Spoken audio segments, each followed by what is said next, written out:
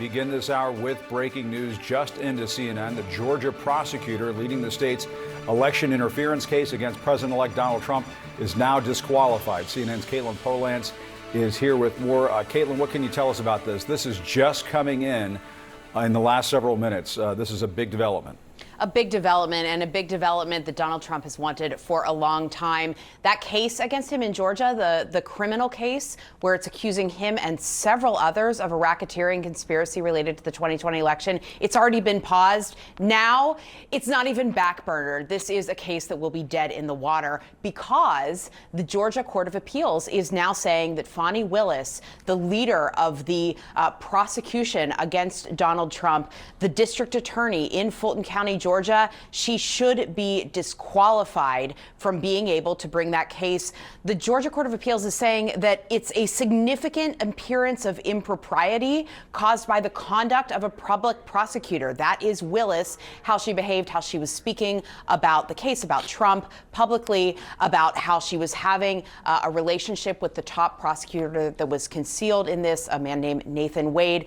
All of that previously the trial level judge had looked at and said, Fani Willis can stay on this case. We're not dismissing the indictment, but the Court of Appeals is now taking another look and saying, no, the trial judge was wrong. Fani Willis should be disqualified from continuing to lead this case. It would be a long process, or it will be a long process to replace her, which is why I say this case is dead in the water now without Fani Willis, the person who was leading this case against Donald Trump in Fulton County. And just to keep tabs on how many cases there are against Donald Trump criminally, the other two in federal court, January 6th, and classified documents, those are dismissed.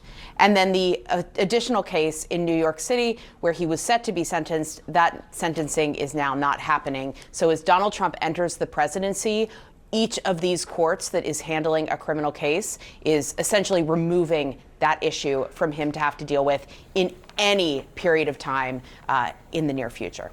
We all knew that this was a sham in the first place, and I've been screaming this at the top of the mountain, and I'm still not satisfied. I'm not satisfied with her just being removed from the case because this stinks. It stinks of corruption all the way up to the top of the mountain.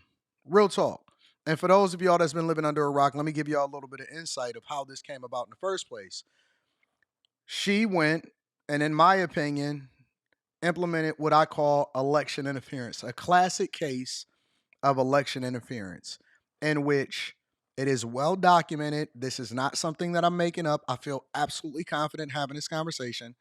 Her and Mayor Andre Dickens, as well as her boy toy, Nathan Wade, met with the Department of Justice and is listed as also meeting with Vice President Kamala Harris at the White House prior to filing these charges in Fulton County against Donald Trump, which ultimately led to a tarnishing of his reputation. And in addition to that, them trying to remove him from the ballot from ultimately running for president of the United States of America in multiple different states. So when you see people say stuff, convicted felon, person that's facing charges in multiple different places, this is the places where they're getting it from. They're getting it from manufactured charges from people who were corrupt in the first place. Now, let me add a little bit additional context. If you're just now coming here or you're not familiar with Fani Willis, Fulton County District Attorney, obviously lost cases when it came to the YSL trial, which was the longest in Georgia's history. Also, on top of that, failed at her job because Nathan Wade got into an affair, which he was still married. And then what happened was they tried to seal his divorce filing. And then they wound up finding out, unsealing it, and then they had to testify as to whether or not they were actually doing things properly before court. And that happened earlier this year. Well, obviously, we was able to see that he called her, what did he call her? Something grip, Gorilla Grip. He had her listed in his phone as Gorilla Grip. And they were gallivanting all across the globe, taking vacations. He got an extraordinary amount of money. He wasn't even fully qualified to prosecute the case. He had to take a class. And ultimately, through the divorce proceedings, we found out more and that he was spending the night with her or whatever, and it developed into a relationship. and it was improper. It was completely improper. But more importantly, she got up there defiantly and was sitting there and acting like she was paying him back in cash, which we all know it was just a finesse of the tax system. But here's a couple different things that really bothered me about this. A, the black church and black people, even though you know that this is corrupt and it stunk up to the highest levels, y'all voted her back into office with taxpayer dollars. Which is one of the reasons why I think the church, the black church specifically, down in Atlanta and in multiple other places, is absolutely positively need to be held accountable, and it's some of the worst places ever, including Jamal Bryant.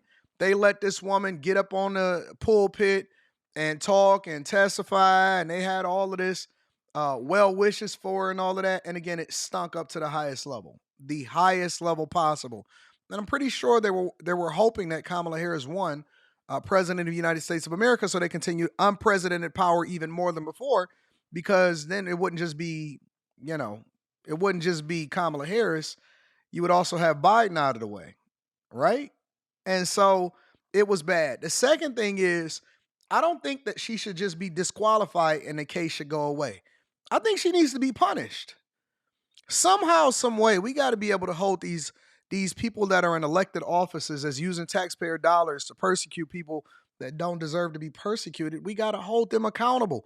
And if you're not holding them accountable and you continue to elect them in office, what do you think is going to happen? CNN forced to eat crow and hold themselves accountable and say that they was wrong about President Trump. Everybody need to be apologizing right now because everybody was wrong. And they was on the wrong side of the fence. And when y'all were calling people like me C words and Uncle Toms and all of that, I need y'all to come back to the front of the congregation and make yourself available and known with that same energy. All right, Caitlin Polance, thanks for that added perspective. Let me bring in CNN senior legal analyst Ellie Honig. Ellie, what can you tell us about this case down in Georgia, the Fulton County case alleging election subversion against Donald Trump and a whole cadre of other co-defendants? Caitlin Polance was saying that potentially this case is just completely dead now. It is dead. Is that the case? Is it completely dead, or is it possible you could have another prosecutor come in and take it over? Should have never been in there in the first place. Well, Jim, for all practical purposes, it's over. This case was already in deep trouble because of the conduct of the district attorney, Fani Willis, and now it's all but over. So just to remind people, this is one of the 4 criminal indictments that had been brought against Donald Trump. The allegations that Fani Willis made here and the Fulton County DA's office made here related to Donald Trump's effort to subvert the 2020 election. There are many other defendants beyond Donald Trump in this case. Now, during the pretrial process, Donald Trump and some of his co-defendants alleged that the DA, Fani Willis, had a conflict of interest. She had a relationship, which she later admitted, with Nathan Wade, a person who had been brought in from the outside to be the lead prosecutor on this case. There were a series of televised hearings on this issue last year, during which Fani Willis and Nathan Wade both testified, yes, we had this relationship, but it didn't start until after Nathan Wade became the lead prosecutor. And then with regard to the allegation that their finances had been intermingled because Nathan Wade was being paid a lot of money to work on this case, the testimony was essentially that they split the costs on everything and they did it all by cash. Well, the trial judge here found that there were significant questions about the truthfulness of Fani Willis's testimony. The trial judge said, quote, the odor of mendacity remains around this case. He said there's real questions about whether her testimony was untruthful. That's a quote, untruthful, from the trial judge. But nonetheless, the trial judge said, well, we can solve this if Nathan Wade leaves the case. And that's what ended up happening. But clearly, the Court of Appeals has now decided that's not sufficient. They lay substantial blame at the feet of the elected district attorney, Fani Willis. And now, as a result, this case, it's not quite dismissed, but it means that Fani Willis and her office will be disqualified from handling it. And as a practical matter, it now goes into a sort of purgatory for an undefined amount of time. It's not coming back. It's over. Yeah, and Ellie, I guess this begs the question, had Fani Willis stepped aside sooner when all of these questions were being raised, when there was all of that controversy, we all covered this, had she stepped aside sooner, handed this off to somebody else, is it possible that we would not be at this point, that case could still be alive? Nope. There are a lot of things Fani Willis could have done differently, I think, to avoid this ruling. Number Should've one, she never could have been stepped brought in aside the way first place. earlier, as you said. Number two, obviously, I mean, she has acknowledged it was a mistake to have an affair with the lead prosecutor on the case, have a relationship with the lead prosecutor on this case. And separately, and I'm looking to see if this is in the opinion, I believe it is, because I know it's one of the issues that was briefed to the Georgia Court of Appeals. The DA made statements outside of court that the trial judge found were, quote, legally improper. For example, she went in front of a church while this case was pending, and she said essentially the reason these defendants have brought these motions, standard legal motions, is because they're playing the race card. And the defendants, Donald Trump and other defense lawyers, argued that that violated the responsibilities and ethics of a prosecutor. And the trial judge, oddly, said those statements that Fani Willis made out of court were, quote, legally improper. And then he did nothing about it. He said essentially, too bad there's no remedy. So still going through this Court of Appeals opinion, I'm interested to see if they also opine on that as well. They just dirty, man. They dirty. They sunk to the highest levels. They tried to play identity politics and a racial game and say they was being persecuted because of race, and they wasn't. And I'm glad that they're being held accountable. Let me know what y'all think inside of the chat. Do you think that black people, the black church, Fani Willis, and more still need to be held accountable for their actions? Or are you still rocking with the Democratic Party and the Fulton County District Attorney, Fani Willis? I love y'all. I appreciate y'all. I'm going to holler at y'all later. Peace.